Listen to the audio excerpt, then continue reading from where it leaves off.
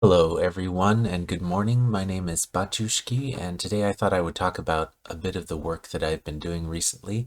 In the last month or two, I finished a couple of mods for Foundation. At the end of April, I was working on some desert and irrigation mechanics. So I built a desert map called Sahra Jamila, which means beautiful desert in Arabic. And I also built a deserts and irrigation plugin basically that can be used by any desert map.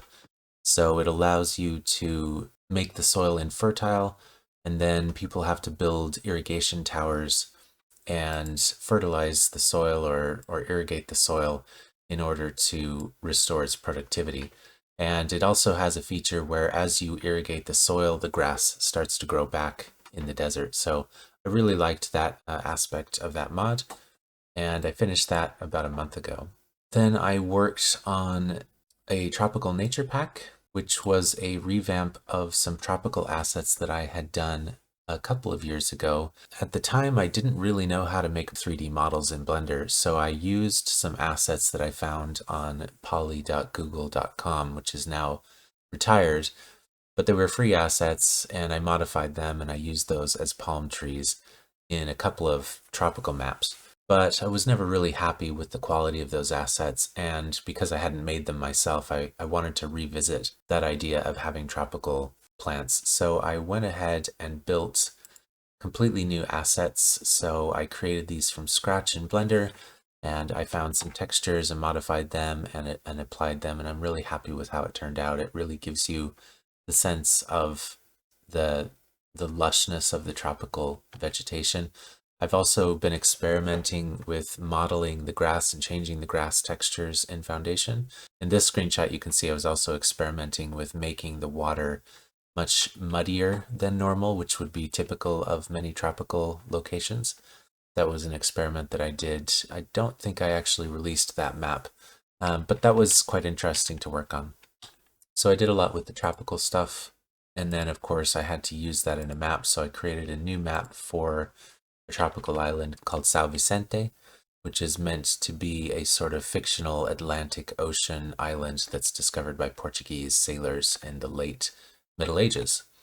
So this was a chance for me to use the tropical assets that I had created. So I'm quite happy with how that turned out. I also finished up on the guild mod, so I don't think I've spoken about this in previous videos, but the guild mod was an idea to create another way of doing upgrades for workplaces. In Vanilla Foundation, you can't actually upgrade any workplaces. Houses upgrade, but workplaces don't.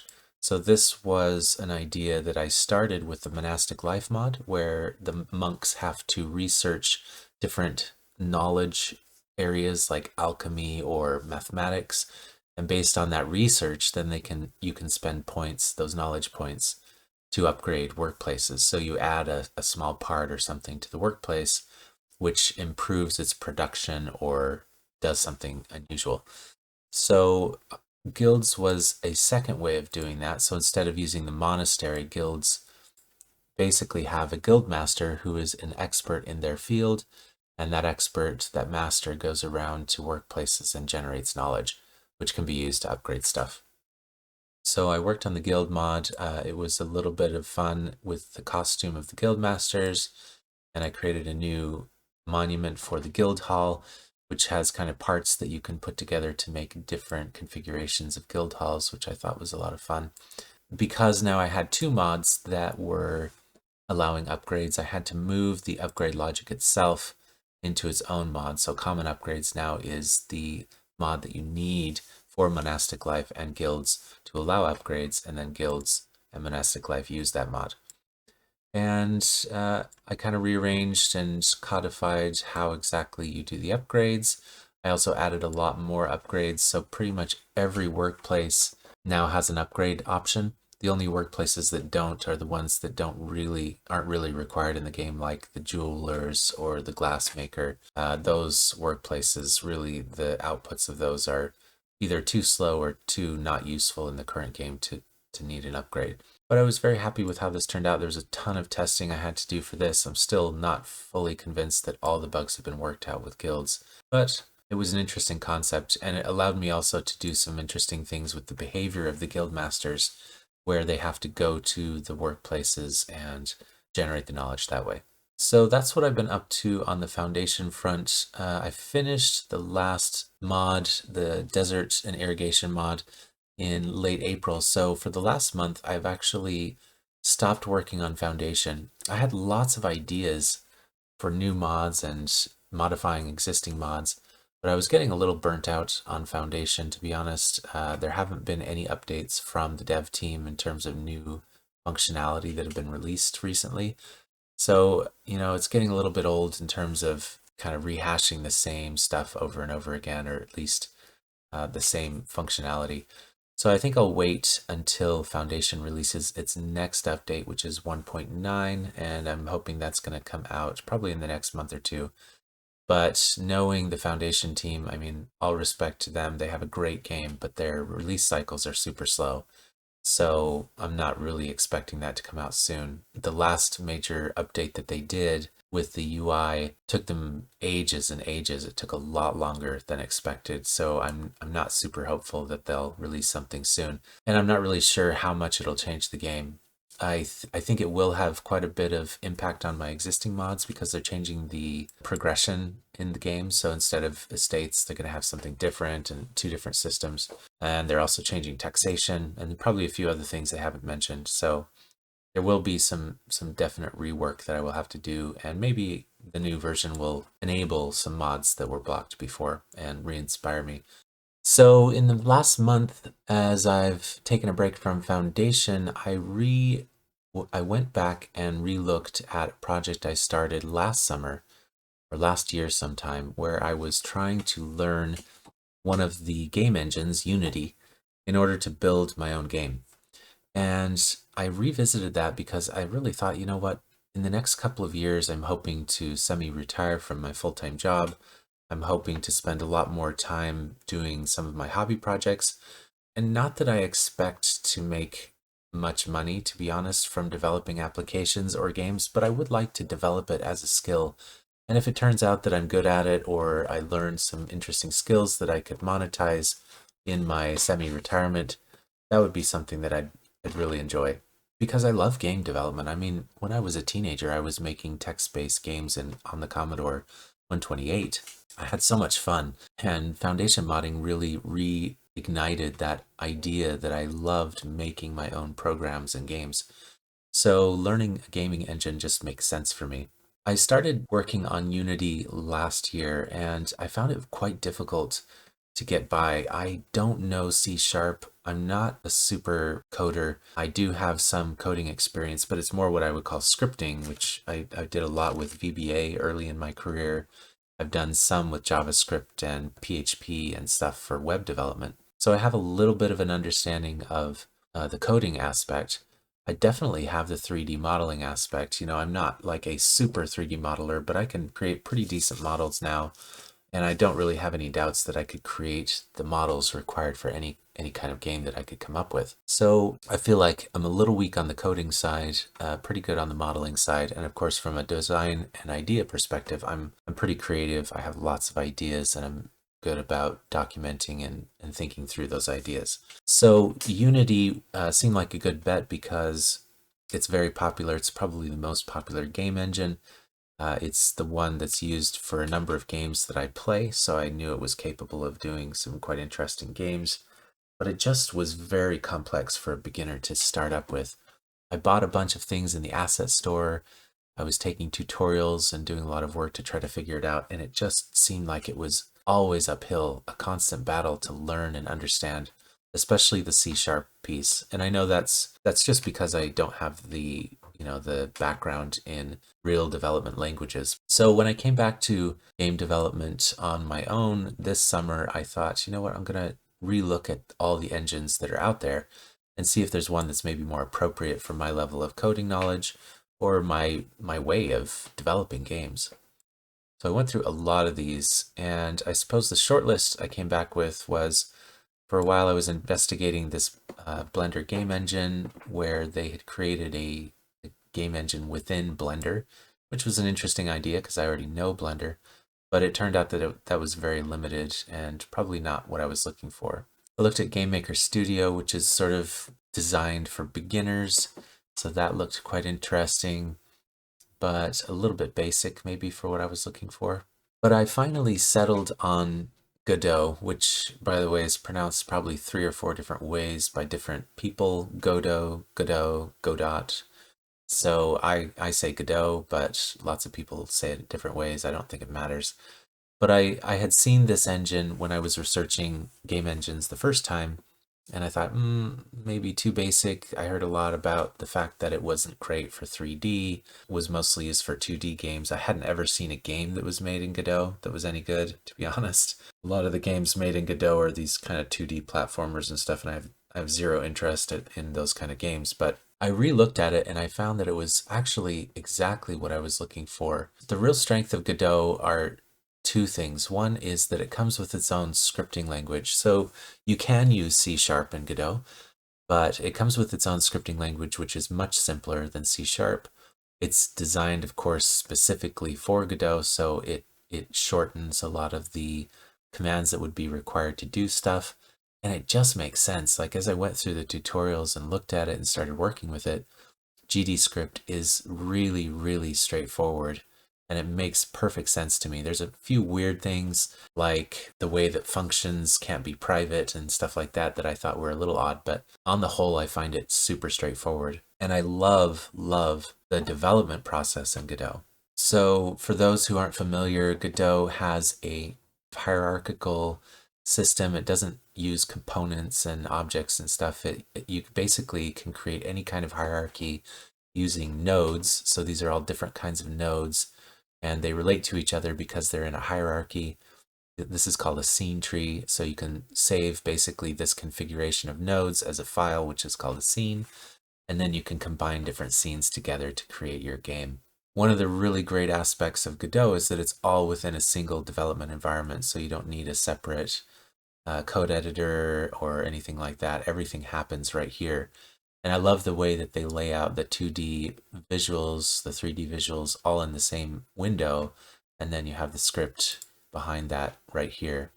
And so you can see that the scripting in Godot is very similar to other languages that I've used before, like Visual Basic for applications. So it just is really simple. You create functions, you have, objects, and it's all stuff that I already know how to do. So there was almost no learning curve in terms of understanding how to do it. It was just learning the syntax and how the naming convention works in Godot. So really, I mean, the basics of programming GDScript I learned in probably a week. And of course, I have tons left to learn. There's a huge API library that I'm working through and learning about, but it's nothing that I feel, a lack of confidence about. I'm pretty confident that I can make the kind of stuff that I would want to make in GDScript. And in terms of the node editor, it all really makes sense. There's some confusion because you can basically create anything in here. There's a little bit of confusion about what kind of object you should use sometimes or which order it should be in. But I found that as I play around with the different options, there's many ways to set up your Godot project, but I'm starting to land on a way that I like to set it up. And I'm learning a few tips from lots of YouTube tutorials. There's a ton of tutorial content for Godot, probably not as much as Unity, but for me, that's actually a plus because it's not as confusing. There's not as many competing voices or competing methodologies. It's much more straightforward if you only have 2 or 3 tutorials about a particular topic to quickly pick up what the gist of those is. The weakness of Godot, I would say, is the lack of assets. There are some assets, but it's nothing like Unity, where you can buy pretty much any kind of asset in the Unity asset store. In Godot, that's not really a thing, but I actually like building stuff from scratch much more myself. And if I can understand what I'm doing, then I don't mind building things from scratch. In Unity, I couldn't grasp the fundamentals very quickly, and so I ended up buying assets to try to shortcut the development process, but then I was left with assets that I didn't really understand how they worked. I'm really happy with Godot so far. I've been working on it for about a month, and I learned a lot in my first foray into Unity about game development and about the way that I need to approach this. I wanted to share some of those things because I think they're very important for people who are just starting out in developing a game or an application. See, I've developed some applications before in my work life, mostly, like I said, with VBA, which those applications, you think, oh, he made an application in Excel or Microsoft Access. Those must not be that great, but you can actually create some pretty complicated stuff with VBA. And I created some very complex and interesting applications earlier in my career using a combination of Excel, Access, VBA, and SQL. So I have some development expertise in that area. When I approach game development, game development is pretty tough, right? I've done modding before, so I know how to create assets. I know how to script. I know how to create behavior trees. I have some foundational basics. I haven't done anything with sound, and that's one weak area in my knowledge base, but I think, I can figure that out pretty easily. But I feel like I have some of the fundamentals for game development, and I have some fundamentals from my previous application development or light application development. I've always felt like I built games in BASIC, the computer language BASIC, back in the Commodore days. And I actually think that I was quite good at it. I didn't create anything super complicated, but I did create some very interesting simulations that I enjoyed playing. So I know that I can do this, but game development, if you've ever tried to get into it, is actually a lot more complicated and time-consuming than people give it credit for. And it's easy to stick yourself into a project that is way over your head. I definitely did that the first time that I went into Unity. I was trying to create a 3D game with complex animations and behaviors, and it was the wrong thing to do for my first game. In fact, I'm kind of convinced now that making a game is not necessarily the best thing to do the first time that you're trying to create an application using a game engine. So when I came to Godot, I had tons of ideas. Of course, I have probably 15 different game ideas, all of which have merit and could be amazing games if I spent, 3, 4, 5 years developing them. But I decided to take more of a proof of concept approach. And this is something that I've learned modding. It's tempting for beginners to always focus on the visual aspect of a game or a mod, right? Like they want it to look a certain way. And that's fine. But usually the complicated part, for me at least, is not the visuals. I know I can do the visuals. The complicated part is actually designing the objects and their interactions, the code, all the functions that have to happen. That's the hard part. And if you can do that with really basic graphics and practically no UI, then the UI and the graphics are easy to implement afterwards. Now, easy for me, I mean, they're relatively easy for me, but they could be complicated if you come at it without that 3D modeling or 2D artistic background. So my approach is to create proofs of concept that show me that I can create the functions in their most basic form without spending any time on the art or the layout, as little as possible, so that I can prove that the concept actually works before I go and invest any time in artwork. So that's what I'm doing in the last month. I'm working on different proofs of concept to make sure that I can actually do the stuff that I want to do in Godot. The example that I'm showing here is a garden planner. So I do a lot of gardening and hobby farming. And this is a replacement for an Excel garden planner that I've had for years, where I keep track of, what I've planted, where I've planted it, what I want to plant. So the idea behind this simple application is to be able to draw your garden, draw the layout, assign plants to the beds of that layout, and, keep track year by year of the stuff that I'm growing. And I've spent a couple of weeks, it was a little bit slow going, because I was taking a lot of tutorials and lessons in Godot, but I'm actually starting to see how accessible and easy it is to develop very simple stuff in Godot. And I'm super excited to work on this project.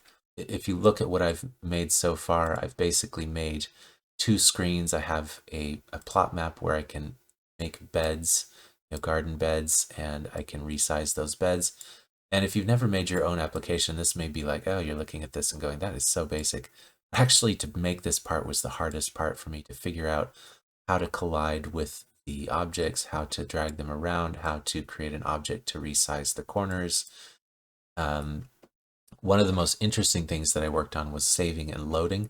which I've never really done a lot of work on. In my VBA projects, that was taken care of by the application, so there was no need for me to ever create a save or load function. But saving and loading can actually be pretty complicated, and it was a lot of fun for me to finally figure out how to do that. Saving the data for this application in a Godot resource dictionary. So it's like it's kind of similar to XML, but it's a dictionary of values, and it's really straightforward and fun to learn that process. So I created a save and load function, and then I created a second screen where I can add plants and I can enter blah blah blahs, and I can sort those. So that was fun to learn how to do, very basic sort. These are like instances of the plants in rows. So this isn't a spreadsheet control. I had to actually create this from scratch. So that was really fun to learn how to create a what looks like a spreadsheet control from scratch. And again, this has a load function as well. So the load button also loads the plants. So I'm really happy with the progress that I've made so far. It looks like garbage, right? Like you look at this and you're like, that is the ugliest thing I've ever seen. But again, that's my point. Like this, you should never spend any time on visuals or buttons or icons or the graphics. Like prove that the concept can work first. And once you've proved it, then start to work on the visuals. So I'm actually really happy because this is allowing me to make progress quickly, to learn things quickly, to learn the basics of Godot without having to get bogged down in visuals and which would slow me down, right? And when you're first learning this, it can be really intellectually challenging. You come in here and you're kind of almost afraid to work on it some days because you're like, man, I just don't know exactly how I'm going to do this. I don't have the skills to create what I'm thinking of. And so it can be very discouraging. So it's important in my mind to make small wins every day to walk away from your game or your app and say, yeah, I learned how to do that. That was cool. I walked in today. I didn't know anything about how to save or load. And I walked out and I know a little bit more about it. And the next day you come back and you look at your code and you think, oh my gosh, that is a mess. Like, why did I set it up that way? And you refactor everything and then you walk away again and you're like, man, today I learned how to do that much better than the first day that I did that save and load system. So I really encourage people who are interested in making their own programs of any kind, whether it's a game or an application or just something you want to use for yourself, to look at Godot as a very accessible option, but to set your sights super low, create something that's very, very basic, and then go from there. So I've got a Trello. I've got a lot of different ideas documented in Trello, but at the moment I'm just using Trello to kind of organize my development process for this garden planning application. And I finished my first proof of concept to kind of prove that I could use Godot and that I could understand it. And now I've got a few more stories with tasks underneath, and I'm just working my way through those stories. And as I work my way through stories, I learn how to do stuff better. I can look at each of these tasks and I can basically now understand how I will actually do that. It's no longer a mystery. How do I drag stuff around on a grid? How do I resize an object? These are things now that I have under my belt.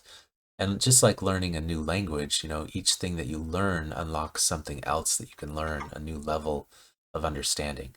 So I'm very happy with the progress I'm making, but I see this as a long journey. I'm thinking I have about 3 or 4 years left before I'm planning to retire from my full-time work and start doing just part-time work, a couple different jobs on the side. So I'm thinking to myself, I have, 3 or 4 years where I can really learn. It's like going to college. I can really learn how to make my own programs, how to make my own games, whatever kind of program I can envision. And if I can learn that, if I can develop that skill over the next 3 or 4 years, when I go into semi-retirement and I have lots of time to work on projects, I'll have the skills that I need to make things. And even if those things don't bring in very much money, even if I'm selling them for peanuts, even if, I've never recoup all the time that I've spent learning this, I really, really enjoy it. And if I have to work, 15, 20 hours a week and make a few bucks to make a little money to support myself, and I can do this on the side and I don't really make much money from it, but I get a lot of satisfaction from it, then that's great, right? That's exactly what I want from life right now. So let me know any suggestions or ideas that you have. Maybe some of you have gone down this path of creating your own games and applications. Let me know how it went for you and any tips that you have for me as well. Thanks for watching.